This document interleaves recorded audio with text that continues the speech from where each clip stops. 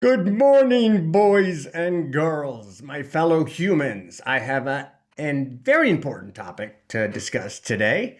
And if you've been following me at all, you know I like to talk a lot of things about how we can try and get our mental health in order. And today I want to talk about alcoholics. And for the record, I'm not talking about you or judging whether you are an alcoholic. That decision you come up with on your own. I'm talking about me, and I am a true alcoholic, and I'll define what that means to me. But I'm going to talk about why a true alcoholic could never stop drinking unless, okay? So that unless is where the secret sauce unfolds. And but first let's get into it why I believe I'm a true alcoholic. And that is because of the fact that not because I had, when I started drinking, that I started drinking vodka 24/7 until I'm almost dead and have to check myself into a detox unit. Although I haven't had a drop in about 8.5 years now. But while I was going through that phase, that horrible downward spiral, I wanted nothing more than to quit drinking. But I couldn't.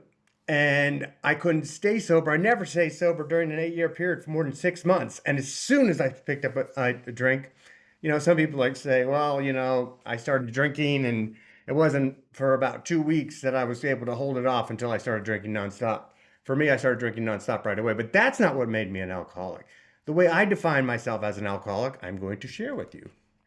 And let me pull that up, share my screen. You have to forgive me, I'm pretty non-advanced video maker here, but I do use some amazing drawings. Check this out. High-tech stuff. Okay, I'm going to put myself right in the middle there so I can kind of pretend I'm looking at you, camera, but I'm really looking at myself. Um, okay, because I'm the only other person in the room. Why not? All right, so as I was saying, I define myself as an alcoholic. This is a normal person here, where they've got this one brain that kind of acts in coordination, doesn't have too much contradiction going on. For me, I always had me and my crazy. There was a totally separate person in my head. Well, which I thought that person was me, of course, but contrary to everything I wanted, which was to never have a drink again, to live without that need. But there was something else inside of me that was screaming, you're a piece of shit. Now get a drink. You're not good enough. Get a drink. You don't have enough. Get a drink. They don't like you. Get a drink. Drink, drink, drink, drink, drink, drink, drink, drink, drink, drink, drink, drink. It was crazy. It was crazy. And even eventually, you know, it didn't even need to start yelling at me what a piece of shit I was before it just started going drink, drink, drink, drink, drink. Because once I had that first drink, it didn't matter anymore. The demand for more was so intense. So, like, on a day that I wasn't drinking, desperately trying hard not to drink, it was sitting there yelling 7,000 times a day, get a drink, get a drink, get a drink. You're a piece of shit. You didn't make it. You're not good enough. This world is scary. You don't have enough, blah, blah, blah, blah, blah. So that is what qualifies me as an alcoholic. Got that crazy in my head. And I know a lot of us have that contradictory voice in our head. For some of us, it's not reaching for a solution. For me, what made me, not only did I have my crazy, but my crazy solution to getting over my problems was alcohol. That's what made me an alcoholic. And that's what makes me a true alcoholic. So you get to decide for yourself if you're an alcoholic. I'm not going to tell you, and no doctor or anyone can tell you either. It's like, because every doctor's like, do you have more than 3 drinks on more than 4 days a week? I'm like, what does that mean? And it's like, some people can do that and be totally okay. In my normal life, I felt total discomfort, total disease, total anxiety until that thing inside of me got that drink. That's what made me an alcoholic. So here I am over here and struggling. And so now here comes the big secret. The secret for me to quit, to get out of alcoholism, was I had to separate from my crazy. And I'm not saying like cut my head in half and had so that part of it's crazy over here. I just had to realize that there was something separate inside of me, that there were two things, and that both of them were not me. I was this one over here saying, I do not need a drink. But then there was something separate inside of me that definitely wanted that drink. And now there was a couple approaches, and I kind of, because I went to a lot of AA meetings, I went to a lot of therapy, usually cognitive behavioral therapy, CBT. I want to show you that what kind of their approach was to helping me separate from the crazy. So in the first one, we will jump over to, let me see, is to show you, well, the secret. I didn't work too hard. Actually, I put these awesome high-tech video screens together last week. So, and now I'm talking about them. So missed that there. See, secret, separate from your crazy. Okay. Oh, high animation, separate. Okay. Now let me tell you about AA's 12-step approach. They have an approach for separating from your crazy, but it doesn't work for everyone, because it involves, first of all, you have to admit that you're crazy. But in AA, it's like basically you're not this. You're both of the voices in your head. You're the crazy voice. I'm gonna put my head up here because I keep on glancing. I'm not really great at just talking to the camera. I glance over at myself. I know it's habit. Maybe I'll put myself down here so I'm just out of the picture. But I'm talking to you, buddy. Are you hearing me? All right. So we got this. We got the. So in the AA approach, you basically come in. Step one: admit that you're powerless. Admit that you can no longer manage your life. So you're saying that you're still both sides. So you're not separated yet. But then by about step four is where you start to write out your inventory, and this is cool because you start writing out all the reasons why you are crazy, why you have that crazy. And they boil it down to a whole bunch of all your resentments, all your fears, and all your out of control desires. They call them your sex needs, but it's really just all your desires. And then at which point, as you keep on progressing through the steps, you got to say, hey, look, I can't do this myself. And you've got to find a power greater than yourself. God in most cases, but in some cases you'll go in a meeting and say, well, GOD can stand for a group of drunks, right? But guess what? That's not going to work. You really need to have this connection to a higher power, because it's in the later steps that the higher power will come in and remove your crazy. Basically take away all that inventory. And then you will be one with this higher power. You guys running the show together while the crazy just kind of drifts away. Now, this is beautiful. It's fantastic. But you can't, some people can't make it work. And quite frankly, it fails 92% of the time. So a lot of people can't make it work. But those 8%, which are now millions of people in the world, are telling everyone that this does work. But trust me, I worked so hard to make it work. I wanted this. But there was just something in me that even though in the beginning, I didn't even have any higher power. I was pretty much an atheist. But I came to believe in a higher power and did a lot of work to just find what this higher power, what would work for me. And then I waited for it to come and take away my problems. But so even though I had this higher power, that connection, whatever it is that people are able to achieve, that connection where that God comes into them and some sort of communication, didn't work for me. I'm not making fun of it.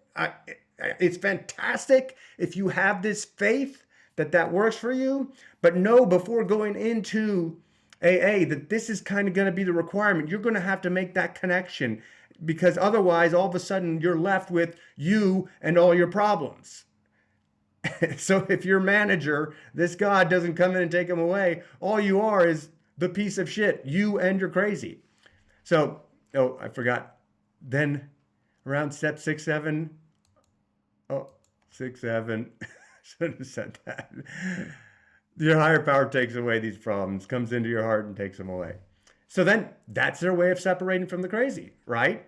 Because you become unified with the God that separates from it. Okay, that seems appealing to you. It seemed very appealing. Well, you know what?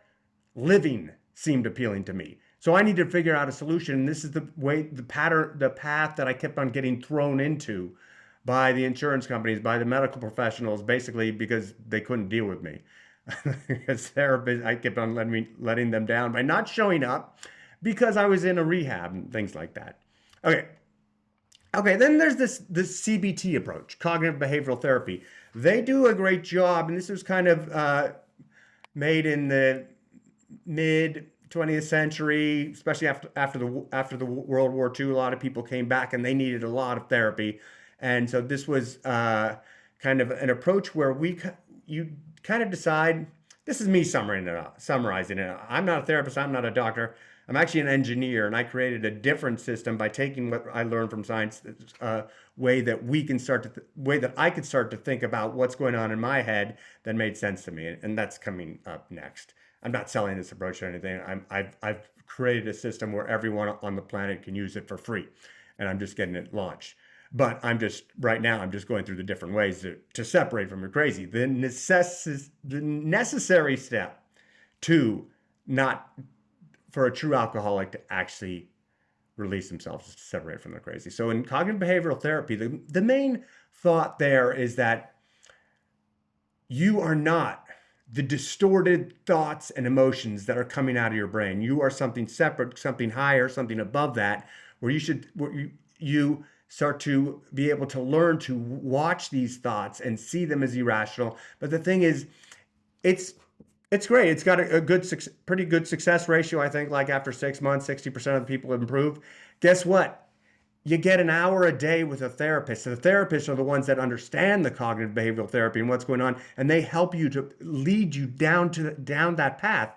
But for someone like me, I ain't got 6 months, and I ain't go. If I'm only just working on it one hour a week and then got some homework assignment, I'm going to be drunk before those 6 months happen, right? So it's great if you've got the time and the patience and a lot of money, for the record. But for me, it was just like, this is not enough. My crazy was so crazy that it was going to pull me down before this had time to take effect. Where you start to realize that the brain is separate and just has a bunch of distorted thoughts. Okay, so that's kind of what you're looking at when you're doing CBT with a therapist. Now, I want to show you what I created to help me exist. I mean, and since I started having the fledgling concepts of what was going on inside my head through this change in perception, I was instantly fixed. And that was my last drink was February 25th, 2017. And on March 14th, 2017, I was starting to spiral downward again. And all of a sudden I started realizing, holy crap, everything in my head is full of shit. Everything that's clouding my subconscious, I did not put there, but something did. And that's something I like to refer to as the instinctual core, the IC. And what the IC, it's a culmination of all our survival instincts that use our subconscious brain to make decisions and we know that this is the case, but we consider this thing as part of us. Like, say, a salt shaker falls off the table, instantly you grab it, right? You caught that, and that's an instinctual response to grab it like that. You didn't all of a sudden have that lightning speed. You didn't have time to think, oh, that salt is falling off the table. Let me go ahead and make this move to catch it. It's instinctual. We've got all these instinctual things inside of us, but none of them are working to get the salt or to jump out of the way of the bus. I mean, like a very small percentage are working to help us save our lives.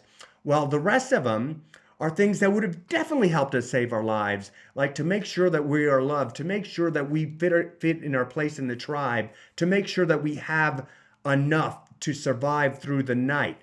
These things, these same reactions that used to ensure our safety are now driving us crazy because there's just the amount of real life threats that could get you killed today, tomorrow, or maybe in the next week or month have diminished, have gone so far down, but the amount of fake threats have just shot through the roof, where this instinctual core sees these things as real threats and makes us angry, makes us scared in order to makes us angry to fight the threats, or makes us scared to run away from the threats, or makes us crave to go get the treat, the necessary survival treat, whether that be uh, money, food, or shelter, and it just tells us. And then we get bombarded with advertising, so we make sure we got to go get that treat, and then we see billionaires out there, and we're like, so no matter what, we're doing crappy because there's these billionaires, and like,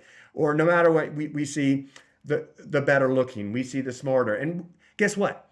In a world of 8 billion people, where our tribe has changed from 100 to 8 billion, you can no longer be at the top of the pecking order, because so that instinctual core says you're doing a crappy job because you're not moving up in your pecking order. But the pecking order back then, the tribe was 100. Now it's 8 billion. So no matter what, it's going to be telling you you're a piece of shit.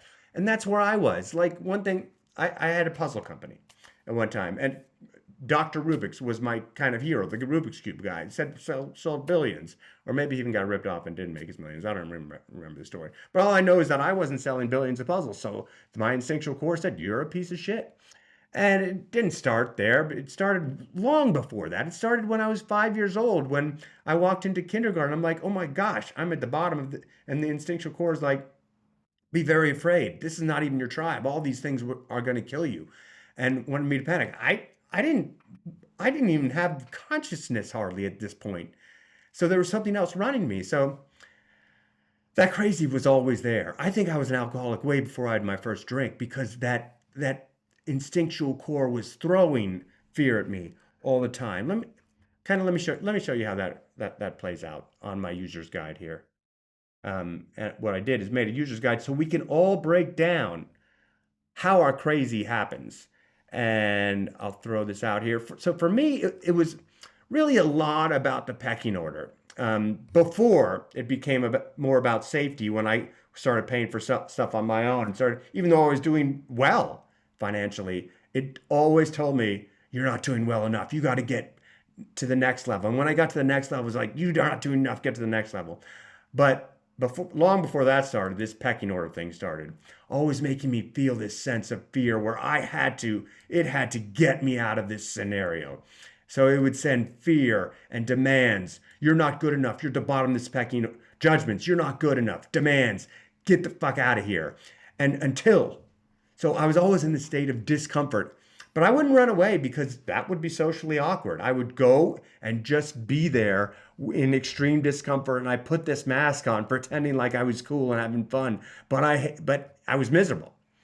Until one day, the instinctual core found the solution. And what was that solution? You guessed it, alcohol. All of a sudden, when I had the alcohol, some sort of short circuit in the system said, you did it. You jumped to the top of the pecking order. You're now better looking. You're now funnier. You're now smarter than everyone.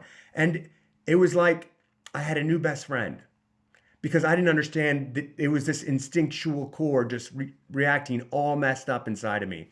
So alcohol was not the problem. It was a solution. But eventually it started dropping.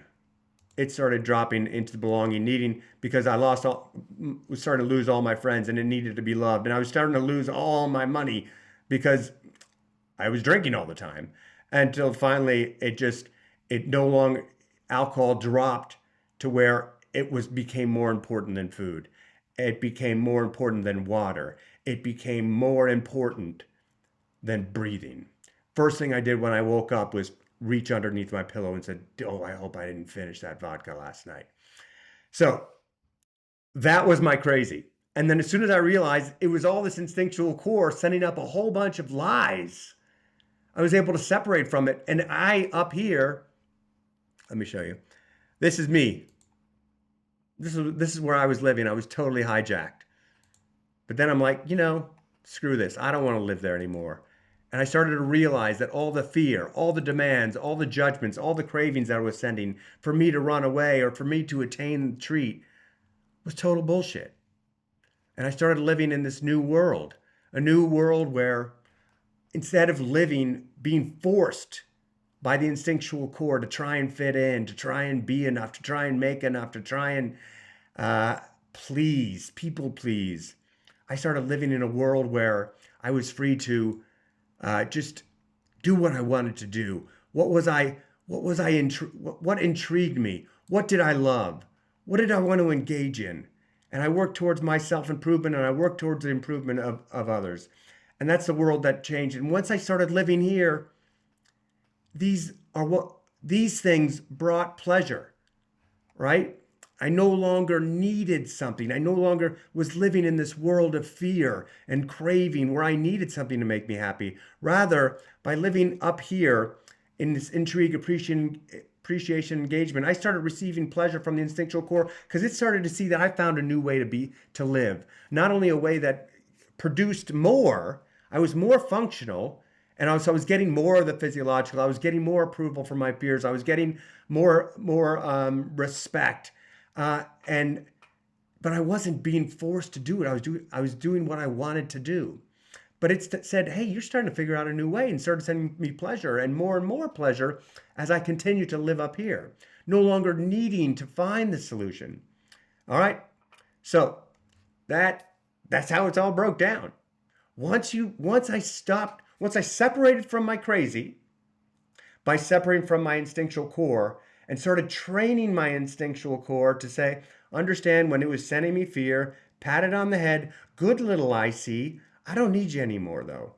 The way you're running the show, the way you're trying to get me to survive isn't working. I'm going to start running it myself. And the need for alcohol just faded away. So I don't care how you do it. If you think you qualify as an alcoholic, I don't care how you do it. But once you realize that you can be distinct from that crazy inside of you and you can separate from it totally, you got something going. If you want to try out this method, I would love to help you out. First, like this video because it's awesome. And subscribe to my channel because I got a whole bunch more stuff like this. But if you want to start making changes yourself, and it doesn't have to be just quit drinking. It can be get rid of anxiety, get rid of depression, get rid of procrastination, start something new, start a new exercise program, whatever toxic emotions or toxic thoughts you're having, you can start to learn why that they make sense in a prehistoric world, why the instinctual core would be sending them, and start to retrain it like a puppy inside of you. So, point is, if you want to start trying this, come visit us at instinctcenter.com. It's all free.